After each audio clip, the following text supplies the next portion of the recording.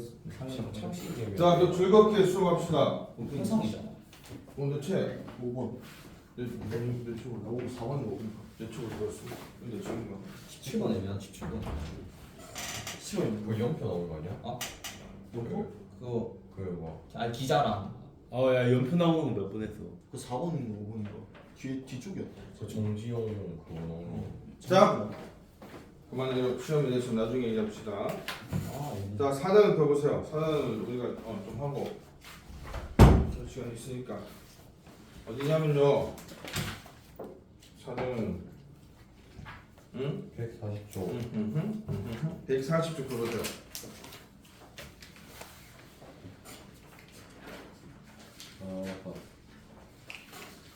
자, 4단은 여기인데 여기 앞에 이런 부분 좀 봐야 될 것 같아요.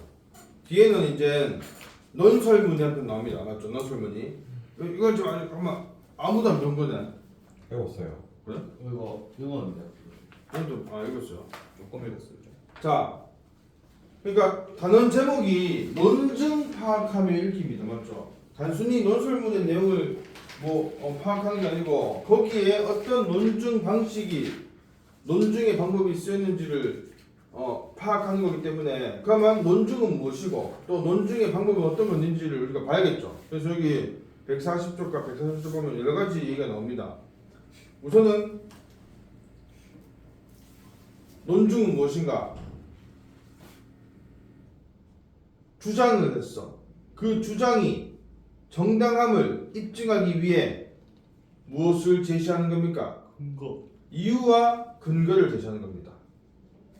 맞죠? 아니면 그 주장과 이를 뒷받침하는 이유와 근거 간의 관계 자체를 논증이라고 합니다. 그러면 논증이 뭔가 한자말 아닙니까? 그러니까 이건 논증은 논리적으로 증명하는 얘기입니다. 맞죠? 논리적 증명. 무엇을 증명하는 겁니까? 내 주장이 정당함을 증명하는 겁니다. 무엇을 가지고? 적절한 이유와 근거를 가지고. 밑에 보면 논증 요소가 있습니다. 주장은 결론적으로 내세우는 의견이고. 자, 여러분들 학교에서 이렇게 가르치실 수도 있는데 이유와 근거를 다르게 봅니다. 이유는 뭐다? 주관적. 주관적 진술. 여기 학교에서 배운 적 있습니까? 그러니까 근거를 바탕으로 하여 그러니까 주장을 가능하게 하는 주관적 진술이 이유고요. 근거는 주장을 뒷받침하는 객관적인 정보가 됩니다. 그러니까 여러분들 아마도 이유와 근거를 구분해야 될 수 있습니다. 알죠? 이유와 하래요. 그러면 해야 됩니다. 알죠? 이유는 주관적 진술, 근거는 객관적. 이것도 근데 사실 아까 우리가 적극적이니 소극적이니 마치 이것도 주관적이니 객관적이니 사실 이거는 구분되죠. 주관적인 건 뭡니까? 뭐지 소리가 주관적인 건? 자기 중심. 그래, 자기 중심적이다. 좀 생각하든. 그러니까 개인의 생각과 의견에 바탕을 둔 게 주관적인 거 맞죠? 객관적인 건 뭐고, 예준아? 논리적인 그게 있어야 돼요. 논리적인 게 있으면 객관적인 거고. 모두의 사실과 통계를 바탕으로 된. 모두가 인정하는 사실이 객관적인 거죠. 만약 이런 거죠. 오준석 선생님은 잘생겼다. 이건 주관적인 거, 객관적인 거. 주관적이죠. 주관적이죠. 주관적인 거 아니에요? 주관적인 거죠. 잘생겼다. 어떤 사람은 먼저 잘생겼다고, 어떤 사람은 못생겼다. 어떤 사람은 중에 인간이냐 이렇게 있을 거 맞죠. 근데 오준석 선생님은 국어 선생님이다. 이건 뭡니까? 이건 사실 맞죠. 지금 의심은 지금 상의하지 나하고 수업하자고 돼서 더 지켜받을 것 같아. 그거 아닌 것 같은데.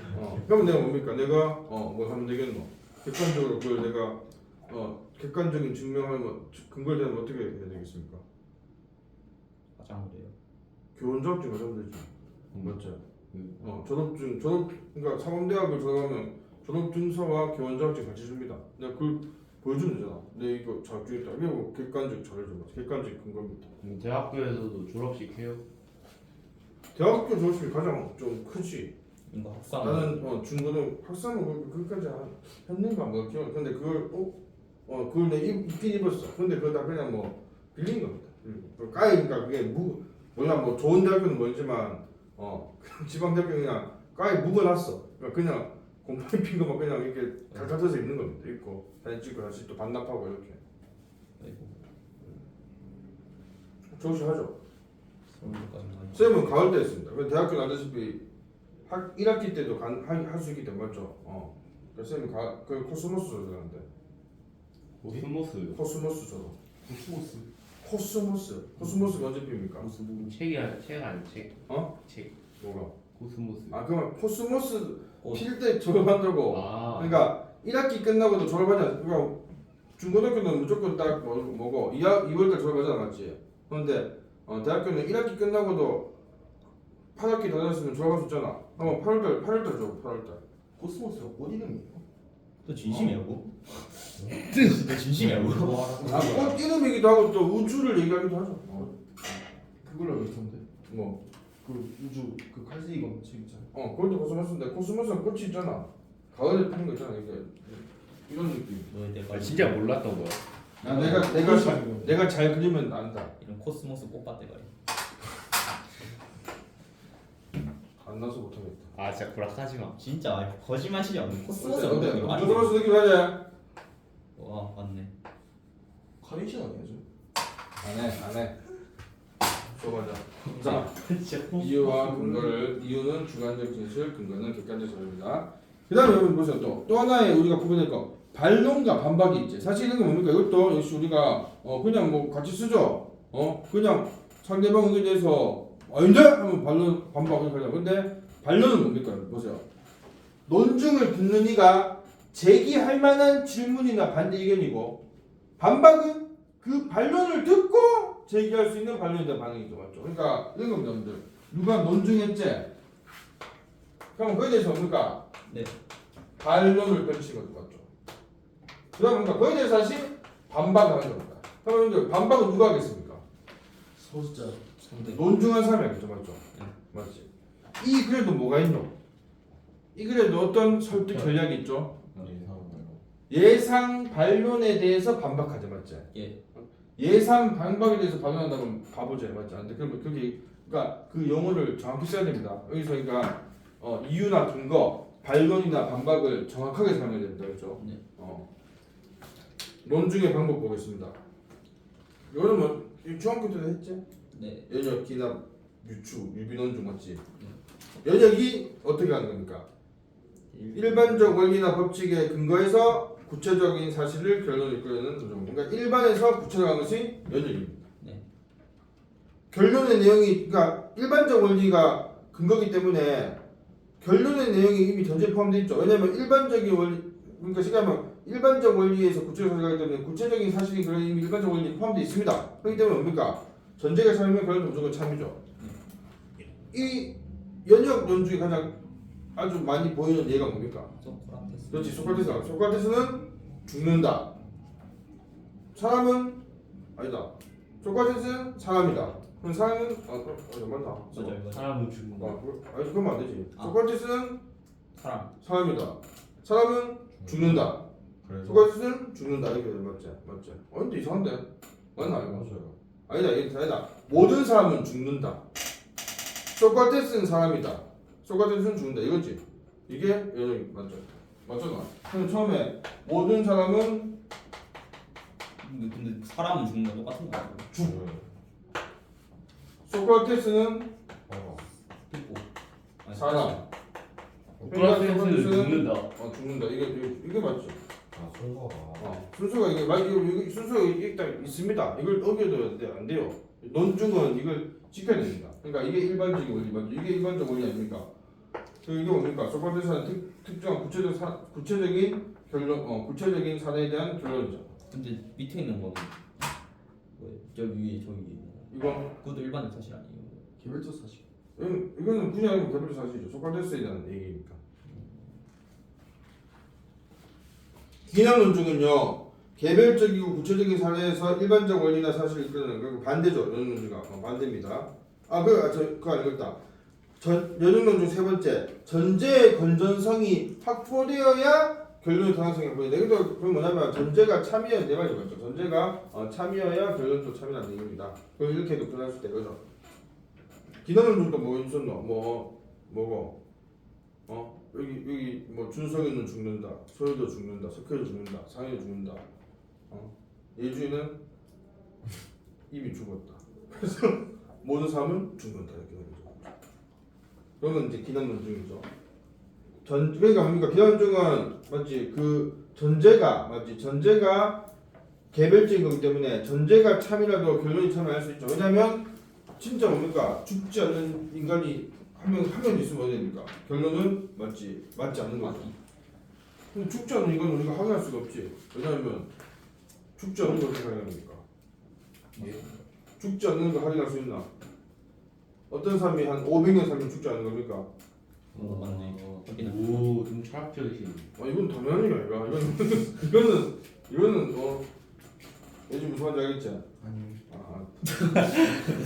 당연한 거 아니네 역시. 그래서 세 번째 보세요. 사례를 그건 뭡니까 분들? 이 비난론 중에 결론이 타당해지는 뭡니까? 사례가 많을수록 맞지? 많을수록 타당해지겠죠. 네. 또 네 번째도 어려운 말씀입니다. 전제를 강화하거나 이게 뭡니까? 사례를 충분히 제시하는 거겠죠. 일반화의 범위를 좁히면 이거 뭡니까? 결론의 범위를 좁힐수록 논증의 개연성이 높아집니다. 유비 논증은 여러분들 뭡니까? 방금 했지만 연업 논증은 일반적인 원리가 근거고 기남 논증은 개별적인 구체적 사례가 근거입니다. 맞지? 그러면 유비 논증은 뭐가 근거입니까? 두 대상의 유사성이 근거입니다. 알죠? 유사성이 근거고 그래서 뭡니까? 그러니까 하나의 대상에 이런 면이 있다면 다른 대상에도 이런 면이 있을 것이다 라고 맞죠? 얘기하는 겁니다. 그것이 유비 논증 혹은 유추라고 해요. 유추 맞지? 예시 하나 내주세요. 예시 예시는 이게 맞지? 뭐 있노? 그럼 뭐 있지? 비납도 안 해주시면 돼요. 비납. 비납방 언제나 아, A는 죽는다, B는 죽는다, C는 죽는다. 그러니까 모두 죽는다. 그런 겁니다. 아니면 또 그 기념문주 중에 또 이런 것도 있다. 아프리카에 사는 백조들은 하얗다. 아시아에 사는 백조들은 하얗다. 하얗다. 해갖고 그러니까 모든 백조는 하얗다. 이렇게 얘기하는 것도 있고. 유비논중은 뭐 있었지? 이옥설. 응? 이옥선 그거는 문학 작품이니까. 그것도 이옥설 아니 이옥설 뭐 하나 있긴 했는데 유비논 중에 가지고. 여기 나와요 뒤에. 이거 그 4단원에. 제목이 그 뭐지 집 짓는다면서 맞아. 그러니까 이옥수는 어차피 이게 우리가 나중에 만약 다시 배울 건데 그런 거 말고 그냥 이거 어떤 사례 같은 거 예시 같은 거 서옥지 아니었어? 아니 그 말고 좀 예시 같은 걸로. 뭐 이거 서옥지 이런 느낌. 서옥지 이런 느낌. 소옥지 같은 거. 그런 느낌이었어 좀. 그러니까 지나가고 선생님 나중에 또 찾아줄게요. 우선 봅시다.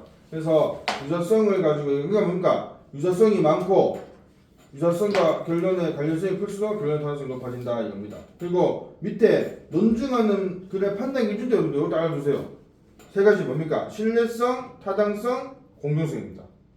믿을 만한가 이거죠, 맞죠? 거기 보면 신뢰성이 다시 또 세부적인 그런 항목들이 있죠. 그거 한번 읽어보세요. 맞죠, 여러분들? 그러니까 출처가 신뢰할 만한가 이런 것들. 타당성은 이유나 주장 이유 근거가 정당하고 합리적인가? 논리적 입증 절차를 거쳤는가? 주장과 이유 근거 사이에 모순이나 논리적 비약이 있지는 않는가? 논리적 절차를 갖추는가 이런 것들 타당성. 타당하다는 것은 보통 두 가지를 얘기합니다. 그 주장이나 이유 근거가 정당하고 그러니까 이치에 맞는가? 이걸 따지는 것도 타당성이고 또 하나 뭡니까? 이유나 근거가 주장을 적절하게 뒷받침하고 있는가도 타당하다는 겁니다. 마지막 공정성은 뭐다? 어느 한쪽을 치우치지 않는 거죠, 맞죠? 공정. 그러니까 어떤 특정한 집단이나 계층을 이렇게 부정적으로 얘기하는 것은 공정성을 해치는 거죠. 그러니까 주장을 하다 보면 그렇게 될 수 있지. 그런 걸 우리가 주의해야 됩니다. 141쪽에 있는 것 중에서는 5번에 좋은 논증의 조건 그것도 표시해놓고 나중에 한번 읽어보세요. 이유나 근거의 수용 가능성, 이유나 근거와 주장의 연관성, 이유나 근거의 충분성, 반론에 대한 반박의 적절성 이런 것들이 좋은 논증의 조건입니다. 나머지는 그냥 한번 읽어보시고 자 넘겨보서 이제 요 그려봅시다. 장대익이라는 분이 쓴 고래를 춤추게 하는 것은 이라는 제목입니다. 그러면 이 제목 자체는 사실 유명한 말에 맞죠. 그 바탕을 두고 있죠. 뭡니까? 세월좀 사진다. 아니 이거 제 웃기려고 한 건지 아니면 진짜 모르는 건지 좀 애매하네. 뭡니까? 칭찬은 올해도 춤추게 한다. 맞죠? 자, 어이구 요즘 춤 잘 추네. 아닌데? 안 추는데? 잘못됐네. 맞죠? 이 글의 관례는 칼럼 논설문에 대해 있습니다. 맞죠? 논설문이라는 것은 이제 그러니까 이거는 이제 맞죠? 아까 우리가 봤던 그 뭐고 풀블린에 대하여보다는 좀 더 논설문에 가깝다 이거죠. 그리고 칼럼은 보통 이거는 그거죠. 신문이나 잡지에 외부 필자가 자신의 생각을 적은 글을 게재하는 게 칼럼이죠. 그럼 알고 있나? 신문에서 신문사 안에 있는 어떤 신문사 안에 구성원이 쓴 거는 뭐라 합니까? 어떤 주장을 쓴 거는 사설. 들어봤나? 네. 요즘은 신문 갖고 이렇게 뭐 안 하니까 맞지. 별로 이게 신문에 대한 지식이 별로 없죠. 옛날에는 논술과 좀 더 신문 갖고 수업하고 있습니다. 옛날 신문을 어떤 논술의 주요 수단 썼어요. 선생님 학생 때는. 요즘은 왜냐면 신문도 보면 어떤 하나의 사건에서 관점이 다르잖아, 맞지? 좀 이렇게 보수적인 신문도 있고 진보적 신문도 있잖아. 그런 거 봤을 때. 아니, 방송도 그렇고 그런 거 갖고 많이 논술 막 이렇게 수업했는데 요즘은 신문이 없어졌어. 신문이 있나? 집에 신문이 있나? 저희 학교에 많아요. 오 그래? 갖고 있어요 진짜. 자, 글 보겠습니다. 사람은 끊임없이 어떤 행동을 하며 살아간다. 누군가는 춤을 추고 누군가는 여행을 떠나기도 한다. 또 학교에서 공부하기도 하고 회사 출근해서 일하기도 한다. 방금 읽은 문장은 뭡니까? 제일 앞에 있는 문장의 예시죠, 맞죠? 사람들이 하는 끊임없는 행동에 대해서 예를 들고 있습니다. 춤추고 여행 가고 공부하고 회사 출근하고 일하고. 사람이 무엇을 하기 위해서는 목표를 향해 나아가려 밀어주는 힘이 있었는데 그게 뭡니까? 동기죠, 동기. 이거는 뭡니까? 정의잖아. 그러니까 방금 여러분들 읽은 문장에서 뭡니까? 설명 방법 중에서 예시와 정의가 맞죠? 사용되었습니다. 맞죠? 예시와 정의. 심리학자들에 따르면 동기에는 외제 동기와 내재 동기다. 이것도 사실 하나의 설명 방법을 얘기할 수 있죠. 동기를 두 종류 나누었지. 이건 뭐 합니까, 여러분들? 어떤 대상을 이렇게 종류별로 나누는 걸 뭐라고 합니까? 분류 맞지? 분류라는 말도 있지만 이것도 교과서 바뀌면서 옛날 교과서 그러니까 구분이라는 말 쓰게 된다. 구분 알죠? 분류 그러니까 분류 보통 우리가 다 힘들군 뭐죠? 막빠지니까 힘들지. 자 해보겠습니다. 보통 이걸 많이 쓰죠. 분류 분석. 이 두 개 차이 뭔지 아십니까? 네. 예지가 잘못 대답했다. 분류는 어떤 기준에 의해서 나눠지는 거고 대상을 어떻게 나누는 겁니까? 기준에 의해서 나누는 거죠. 어떻게 나누지죠? 만약 인간을 성별에 따라서 기준이 이제 남성과 여성 나누는 거 그거는 그게 어떻게 나누는 겁니까? 인간을 어떻게 나누는 거죠? 두 가지로. 종류 혹은 유형에 따라서 유형별로 맞죠. 맞습니다. 근데 중요한 것은 분류는 보통 기준이 있습니다. 근데 분석은 뭡니까? 이건 어떻게 하면 대상을 어떻게 나누는 거지? 연밀히. 연밀히. 몇 미리 나눈다고? 파악하는 거죠. 연밀히 조사하는 거. 그러니까 많이 이런 겁니다.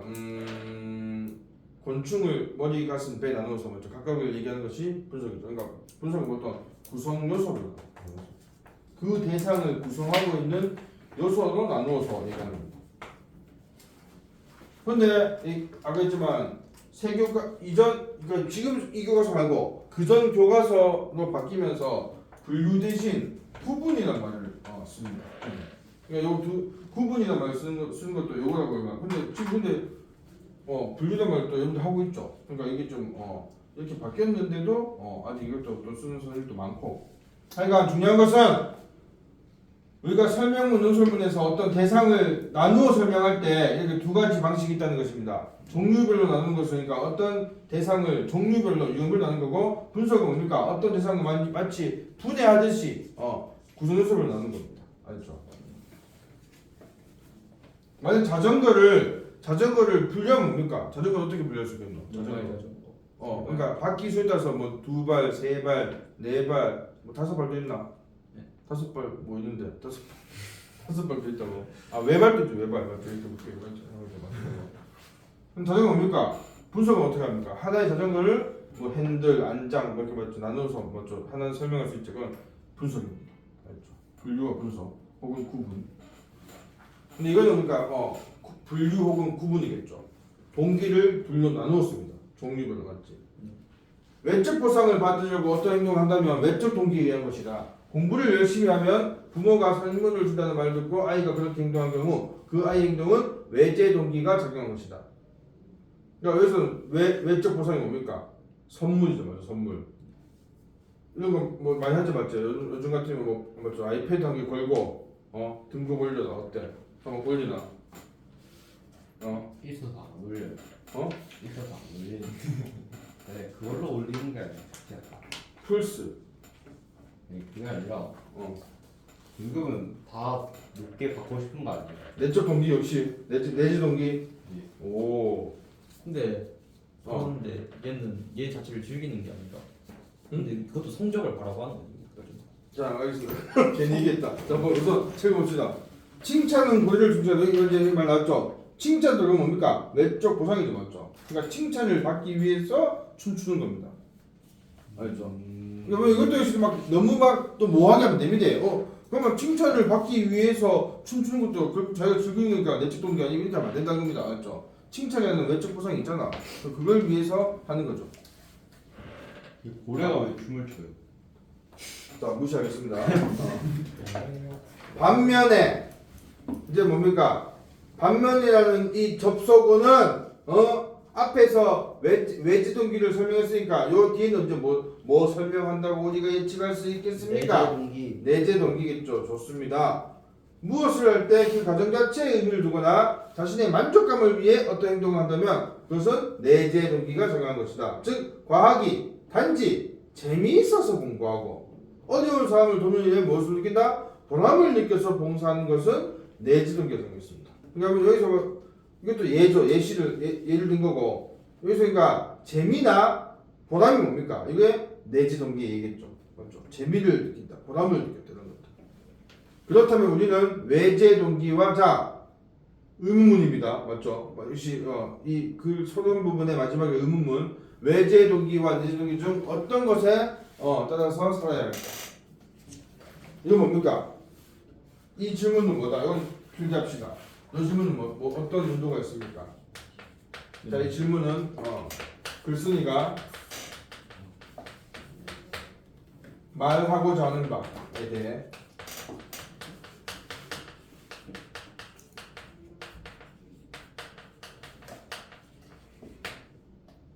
독자에게 뭘 주는 겁니까? 독자에게 생각에 맞죠? 계기를. 저글 있어요. 있네. 그래도 나 적어야지.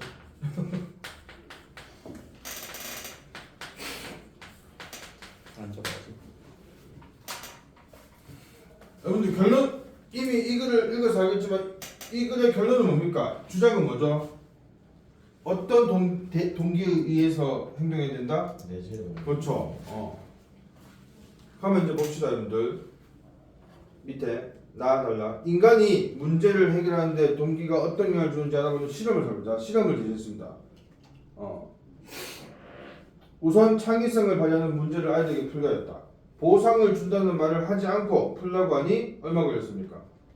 15분 걸렸죠. 그러니까 뭔가 외재 동기를 제공하지 않는 거죠, 맞죠? 이번에는 문제를 풀면 보상을 주겠다는 상황을 만들고 두 가지 조건을 설정하였다. 하나는 원래 문제를 그대로 풀게 하는 것이고, 더 하나는 원래 문제를 쉽게 수정하여 문제를 풀게 하는 것이다. 실험 결과는 매우 흥미롭다. 쉽게 수정한 문제는 대개 15분 이내로 맞추겠다. 15분보다 더 빨리 풀었는데 원래 문제를 푸는 데는 18분이 걸렸습니다. 맞죠? 둘 다 뭡니까? 보상을 주겠다고 했지? 보상이 없을 때보다 오히려 3분 더 걸린 것이다. 그러니까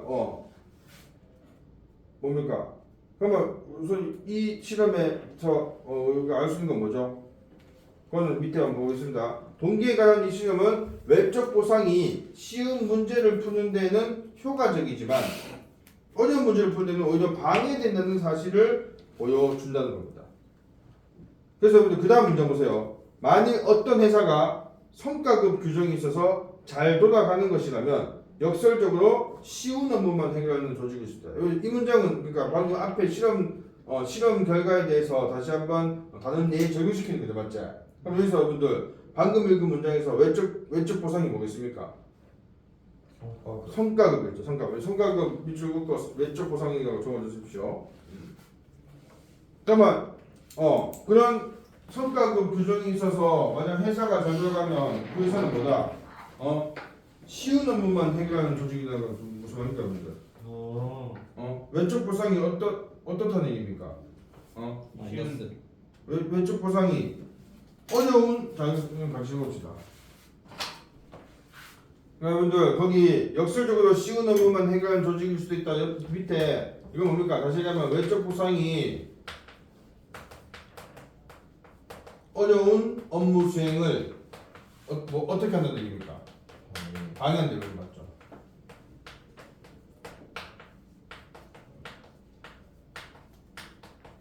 한다는 얘기입니다. 요 이야기를 얘기하고 있는 거죠.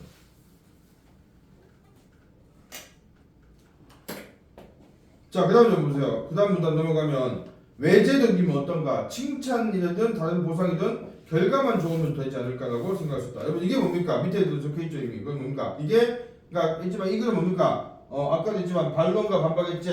논증을 하면서 반론을 맞죠? 예상되는 반론을 제시하고 있습니다. 이게 이 글의 설득 전략 가운데 하나입니다.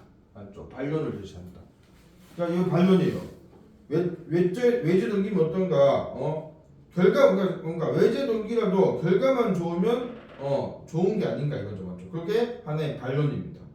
그래서 그 다음 보면 자녀가 열심히 공부하게끔 보상을 이야기하는 부모의 마음도 유능한 직원을 데려오고 연봉을 올려주는 회사 대표의 마음도 이해할 수 있다. 왜? 그래서 뭔가 결과만 좋으면 된다 이거죠. 그러나 외적 보상만을 줬는 것에는 문제가 있다. 자, 이제 이제 뭡니까? 이거는 이제 뭡니까? 반론에 대해서 뭐 하는 겁니까? 이게 반박하는 거죠, 맞죠? 반박. 먼저 외적 보상을 줬는 사람들을 관리하는 것은 어려운 일이다. 작은 장난감에서 시작한 외적 보상이 게임기가 되고 자동차가 된다고? 집 한 채가 된다고? 뭔데 이거는? 하여간 이렇게 될 수 있다는 겁니다. 이거 뭡니까? 이건 뭡니까? 정신법. 정치법은 이라고 문학적으로 얘기했지만 외적 보상이 뭐다? 외적 보상이 무한적으로 맞죠? 계속 늘어나는 거죠, 맞죠? 이 얘기죠. 인간의 심리가 그렇죠. 여러분도 만약 내가 외적 보상을 제시한다면 처음에는 그냥 음료수 한 캔씩 줬는데 계속 음료수 한 캔 주면 어떻습니까? 좀 더 쓸 수 없나 이러면서 맞죠. 그다음 내가 만약 그래서 좀 고급 아이스크림을 맞죠. 베스킨라빈스 서리원을 딱 한 통씩 돌렸다. 그러면 다음에 뭡니까? 다음에 또 음료수 하면 뭔가 선생님 그때는 베스킨라빈스인데 또 음료수는 이렇게 또 될 수 있겠죠, 맞죠? 그래서 그러니까 외적 보상이 커질 수도 있습니다. 또 자 하나는 그러니까 외적 보상이 계속 커질 수 있다는 것. 그래서 그러니까 뭔가 외적 보상을 쫓는 아니고 쫓는입니다. 이것도 네. 쫓답니다. 쫓다와 쫓다의 차이가 뭡니까? 쫓다는 진짜 좀 구체적인 대상을 따라가는 겁니다, 맞죠? 그러니까 범인을 쫓다 이런 거 맞죠? 근데 그럼 쫓다는 언제 쓰는 거겠습니까? 쫓다. 추구하다. 그때 띄어쓰기가 살짝 쫓는 언제 쓰는 거겠습니까? 사상적으로다. 그러니까 어떤 추상적인 대상 맞죠? 맞죠? 추구하는 거죠, 맞습니다. 추구하거나 아니면 그것을 바라는 거겠죠. 그런 것이 쫓답니다. 그것도 이런 것도 국어 문제 나올 수 있대. 국어 문제는 어휘 문제는 언제든지 맞죠, 여러분들? 나올 수 있기 때문에 여기 만약 이걸 쫓는 쪽으로는 틀린 겁니다. 두 번째는 뭡니까? 그러니까 외적 보상을 줬는 사람들 관리하기 어렵다는 게 무슨 말입니까? 왜냐하면 외적 보상이 계속 늘어날 수 있기 때문에. 또 보상받는 사람의 입장도 마냥 좋지만 않다. 보상해 주는 사람과 끝없이 갈등을 빚고 남들과도 끝없이 비교하게 되어 마음에 듭니다. 그러니까 보상을 받는 사람도 이렇게 됩니까, 여러분들? 보상해 주는 사람과 끝없이 보상해 주는 사람과 갈등이 있겠습니까? 그렇죠? 왜냐면 자꾸 이번에 왜 안 줍니까? 이번에 왜 이렇게 적으면 계속 갈등이 있을 수 있겠지? 네. 또 남들은 어떤 보상 받는지 비교하겠죠? 그래서 마음이 어떻게 된다? 황폐해진다. 외제 동기만을 가진 직원이 많은 조직을 상상해보자. 그곳에는 그럼 어떻습니까? 그러니까 아까 했지만 성과급이 모든 걸 다 결정하는 회사는 어떻습니까? 경쟁과 비교, 시기와 질투, 배신과 지배가 널리 퍼져 있답니다. 그래서 방금 본 것은 뭡니까? 두 가지. 그러니까 지금 예상 반론이 결과만 좋으면 외주 동기도 괜찮다고 얘기하는 반론에 대해서 뭡니까? 두 가지. 맞지? 외적 보상을 주는 사람들 관리가 힘들다. 또 뭐다? 보상을 받는 사람들 마음이 한편일 수 있다. 이 두 가지를 제시하고 있습니다. 자, 그다음 밑에 그런데 우리에게는 외적 동기 외에 내재 동기 외적 동기가 외재 동기 외에 내재 동기도 있다. 외적 보상에 연연하지 않고 자신이 무엇을 하는 과정과 그 과정에서 기쁨을 느끼는 사람들이 있다. 자, 그렇지만 과정에서 기쁨을 느끼는 건 뭡니까? 이거는 뭘 추구하는 겁니까? 내재 동기죠, 맞죠, 여러분들? 그들은 내재 동기에 따라서 행동하면 충분히 행복하게 살아간다. 하면서 여러분, 근데 이제 뒤부터 이제 뭡니까? 세 가지 예가 나오죠, 맞죠? 수학의 노벨상이라 불리는 필즈상을 받은 허땡땡 교수, 유명한 사람인가? 진짜 아네. 근데 왜 그 이름을 굳이 가졌대? 이거 초상권은 얼굴 사진. 허 교수가 인터뷰한 내용을 보고 학자의 내재 동기는 이런 것이구나 생각했다. 허 교수는 수학을 왜 공부하게 되는지 그에게 수학 연구란 무엇이라는 질문에 재미있어서 인간이 얼마나 깊게 생각하는지 알고 싶어서 수학을 공부합니다.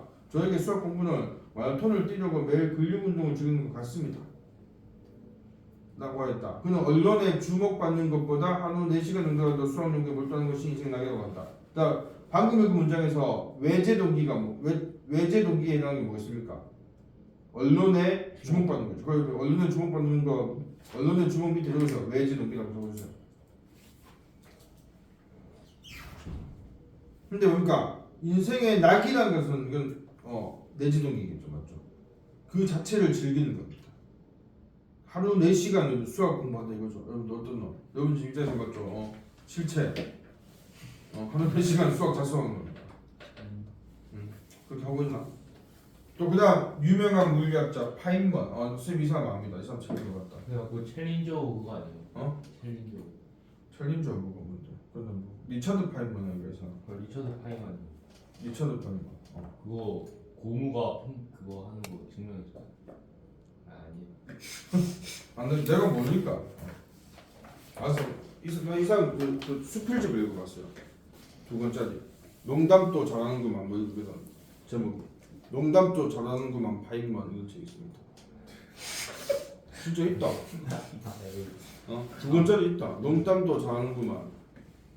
자화자찬인가? 재밌던데 그건. 파인먼은 노벨 물리학상을 받은 후 이런 인터뷰를 한 적이 있다. 상을 받을 만한 연구인지를 판단하는 왕립 스웨덴 과학 아카데미의 노벨상은 여기서 하죠, 맞죠? 우리도 재작년 뭡니까? 작년인가? 한강 작가 받았잖아, 맞지? 한강 작가도 여기서 결정한 거 아닙니까? 그거 받는 거 생방송 안 받나? 아무도 안 받나? 결정이 의미 있다고 생각하지 않는다. 오, 대놓고 맞죠? 왕립 스웨덴 아카데미가 결정이 의미 없다. 의미 있다고 생각하지 않는다. 나는 새로운 것을 발견하는 과정이 기쁨이고 다른 사람이 그 발견을 활용하는 모습을 보는 것 자체가 이미 큰 상이다 라고 맞죠. 이게 뭡니까? 이것도 내재 동기죠, 맞죠? 각각의 내재 동기를 우리가 찾아서 이렇게 표시하세요. 방금 기쁨, 새로운 것을 발견하는 과정의 기쁨과 다른 사람이 그 발견을 활용하는 모습을 보는 것 자체가 이게 내재 동기겠죠. 그 인터뷰는 내재 동기를 통해 넓힐 수 있는 삶이 기쁨이 있다. 빨리 갈게요. 국제 피아노 대회에서 우승한 임땡땡 씨는 이 사람 누구고? 됐다. 대회 출전 가격을 묻는 기자의 내 음악이 얼마나 성숙했는지 확인하고 싶었어요. 이것도 내재 동기도 맞죠. 네. 또 그는 음악 앞에서는 모두가 학생, 제가 특별한 위치에 있다고 생각하지 않는다. 대회에 출전해서 더 배우고 싶은 마음이 커졌습니다. 라고 말하며 자신이 대회에 나간 까닭은 우승이 아니라고 강조했다. 오히려 그러니까 우승은 뭡니까? 외재 동기죠, 맞죠? 오히려 대회에서 우승하는 마음이 신나해진 그는 산에서 피아노를 조준한다. 산에서 피아노를 연주하는 것 자체가 그의 가장 큰 행복이 됩니다. 이거 보세요. 큰 상을 받은 사람들이니까 평범한 사람들과는 생각이 다르다고 할 줄 모른다. 평범한 사람들은 내재 동기로 삶을 살아가기 어렵다고 생각할 것이다. 하지만 이들은 평생 수많은 미안합니다. 이거는 얘기해야겠다. 방금 읽은 거. 큰 상을 받은 사람들이니까 평범한 사람들과는 생각이 다르다고. 그러니까 방금 이 근거들에 대해서 이렇게 또 반론을 펼치겠죠. 예. 야, 그 사람들은 다 대단한 사람들이고, 그럼 그 사람들은 내지동기 이렇게 다 대단한 사람들이니까 내지동기 따르겠지. 우리는 평범한 사람 아닌가? 그러니까 우리는 외지동기가 필요한 거야. 이렇게 먼저 반론 펼수 있겠죠. 예. 그래서 그러니까 평범한 사람들 내지동기 삶을 살기 어렵다. 하지만 이들 누굽니까? 그 아까 앞에서 말한 앞에 3명 맞죠? 파인먼을 비롯한 헛땡땡, 임땡땡 맞죠? 이들은 평생 수많은 찬사를 받아왔다. 우리보다 외제 동기의 유혹을 더 많이 받았겠죠, 맞죠? 얼마나 사람들이 맞죠? 와, 대단하시네 이렇게. 그러니까 찬사도 뭡니까? 찬사도 외제 동기죠, 맞죠? 여러분들 왜 1등하고 싶은가? 다 찬사를 와 하면서 이거 해주니까 맞지? 하나 외제 동기라고요. 찬사 외제 동기죠. 찬사는 칭찬입니다. 칭찬은 많이 찬사 아닙니까? 소연이 잘생겼네 찬사. 어때? 좀 뭔가 좀 느껴지나 찬사? 보는 것 같아요. 아씨 깜빡하겠다. 그래서 이들은 평생 수많은 우리보다 외적인 더 많이 받습니다. 이런 그들이 하는 이야기이다.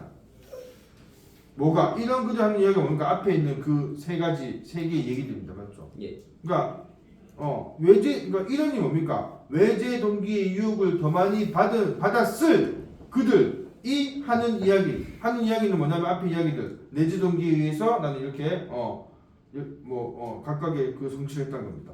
진정한 기쁨은 내면으로부터 나오는 것이라고 얘기했다는 거죠, 맞죠? 상을 타거나 누군가로부터 칭찬을 듣거나 누군가의 경쟁에서 승리해서 기쁘고 행복한 삶을 사는 것은 아니라는 겁니다. 상이나 칭찬, 경쟁의 승리 이런 것은 외제 동기죠. 그래서 뭡니까? 이 부분에서 그러니까 여러분들 사실 우리가 이 다른 학습 활동에서 얘기하고 있는 부분을 우리가 얘기하겠죠. 방금 부분 그러니까 여러분들 거기 145쪽을 봅시다. 145쪽에 핵심 4번 보세요. 이 글의 사용된 연주 방법을 먼저 얘기하고 있죠. 우리가 그랬던 연역, 기납, 유비연주 중에서 뭐가 상대했냐? 사례가 3개 있었지. 결론이 뭡니까? 내재 동기에 따라서 기쁨을 느끼고 행복하게 사는 사람들이 있다. 네. 그래서 그새 주장을 뒷받침한다는 거. 그러니까 이게 뭡니까? 귀납. 문제입니다. 이게 아마 핵심이겠죠. 다시 이제 결론 보겠습니다. 기업에서 일하는 직원 중에는 회사에서 능력을 인정받고 동료들과의 관계도 원만하지만 상사가 시키는 일만 하는 자신이 행복하지 않다는 얘기가 있다. 이건 무슨 말입니까? 상사가 시키는 것은 외부에서 시키는 거니까 내재 동기가 생기지 않는다는 겁니다. 맞죠? 우리나라의 고등학생들도 마찬가지죠. 맞죠? 여러분들도 뭡니까? 내재 동기가 있습니까? 예. 어? 외제요.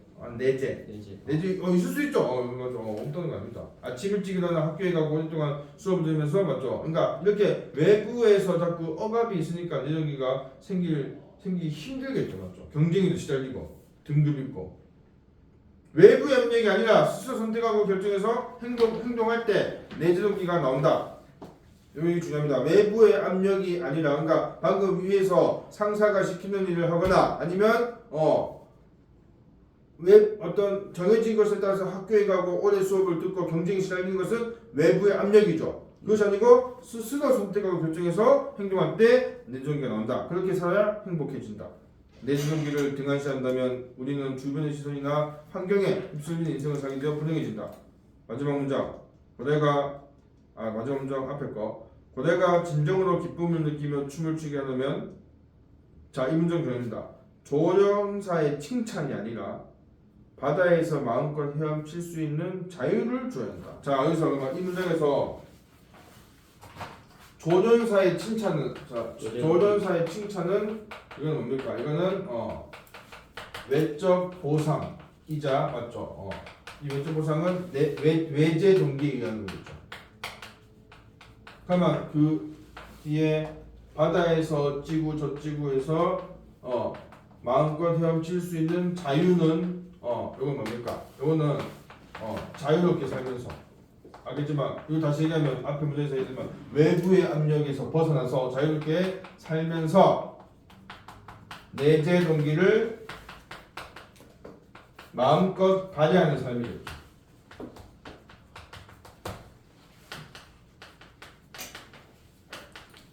이렇게 여러분들 마지막 문장의 어떤 이런 문맥적 의미를 파악하고 그래서 마지막으로 또 의문문으로 끝나고 있죠. 당신이 진짜 하고 싶은 것은 무엇일까? 이건 뭡니까? 진짜 하고 싶은 것은 뭡니까? 내재 동기에 따른 어떤 맞죠? 그런 선택이겠죠. 네.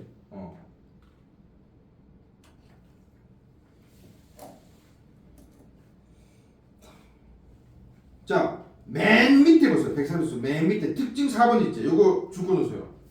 위에 특징 1, 2, 3은 쌤이 얘기했고요. 수업하면서 4번은 여러분들 이건 좀 알고 있어야 될 것 같아요. 뭐가 됐습니까? 사람들의 통념을 제목에 활용하여 호기심을 유발하고 새로운 생각을 일깨운다. 이게 무슨 말이냐? 제목이 뭡니까? 고뇌를 춤추게 하는 것은 있죠. 그래서 통념은 이미 뭐고? 칭찬이다. 맞지? 그런데 그 수익은 뭐라고 얘기하고 싶노? 자유다. 맞지? 이거죠. 끝. 아니 있어봐. 숙제